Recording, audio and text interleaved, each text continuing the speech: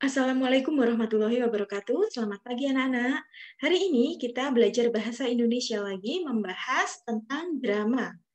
Kemarin Bu Retno sudah menjelaskan unsur drama. Itu ada tema, alur, kemudian ada latar. Nah, hari ini Bu Retno akan lanjutkan penjelasan unsur-unsur drama. Sebelum belajar pada hari ini, silahkan kalian berdoa terlebih dahulu. Ya, Bu Retno jelaskan unsur-unsur drama yang keempat itu ada tokoh dan penokohan. Tokoh adalah pelaku yang mengemban peristiwa dalam drama, sehingga peristiwa itu mampu menjalin cerita. Jenis tokoh itu sangat banyak, jadi tolong disimak ya.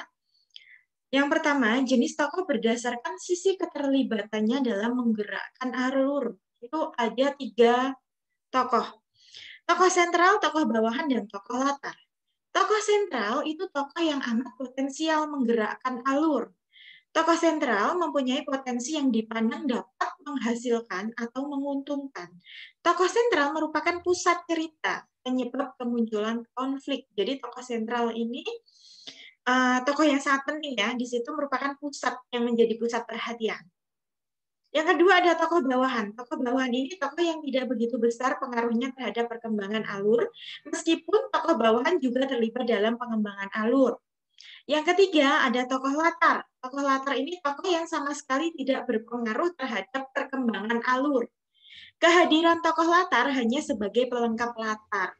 Tokoh ini berfungsi menghidupkan latar ya.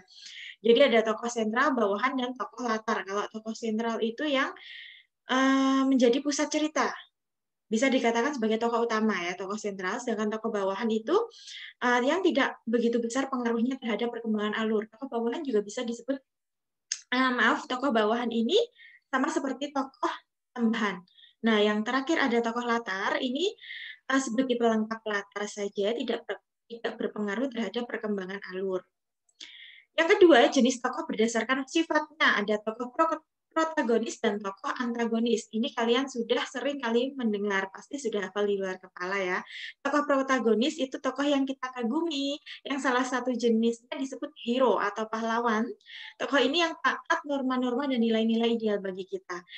Kebalikannya ada tokoh antagonis ya, tokoh yang menyebabkan konflik atau sering disebut tokoh jahat, itu antagonis. Kalau protagonis itu sering disebut tokoh yang mempunyai sifat yang baik.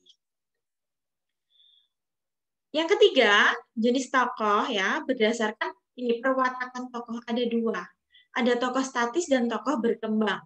Tokoh statis adalah tokoh cerita yang tidak mengalami perubahan atau perkembangan perwatakan sebagai akibat peristiwa-peristiwa yang terjadi.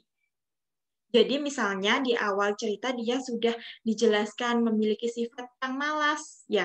Nanti sampai akhir cerita dia tetap memiliki sifat malas itu. Itu tokoh statis ya, tidak mengalami perubahan atau perkembangan perwatakan. Jadi wataknya itu tetap tidak berubah, itu tokoh statis. Kalau tokoh berkembang itu tokoh yang cenderung akan menjadi tokoh kompleks.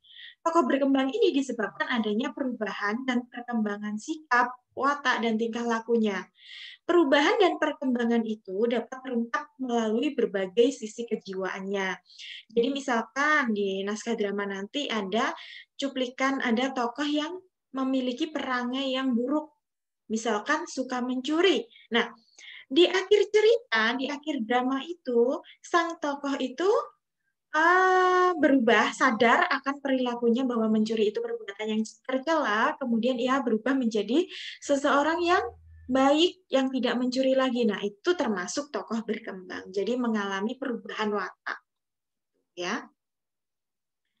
Nah, tokoh dalam drama juga terdiri atas beberapa jenis. Ada tokoh utama, ada tokoh datar, dan ada tokoh bulat. Apa perbedaannya? Kalau tokoh utama adalah tokoh yang sangat penting dalam mengambil peranan dalam sebuah drama ya, tokoh utama. Yang kedua, ada tokoh datar. Tokoh datar itu tokoh yang hanya menunjukkan satu segi, misalnya sifat baik saja atau buruk saja.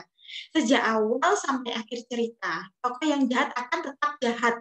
Tokoh yang baik akan tetap baik. Itu merupakan tokoh datar. Kalau tokoh bulat, itu tokoh yang menunjukkan berbagai segi baik buruknya. kelebihan dan kelemahannya. Jadi ada perkembangan yang terjadi pada tokoh ini. Itu tokoh bulat. Tokoh utama itu sama halnya tokoh sentral. Sedangkan tokoh bawahan itu sama halnya tokoh apa? Bulat ya. Nah, sekian penjelasan Bu Retno terkait tokoh, jenis-jenis tokoh yang sangat banyak ini ya.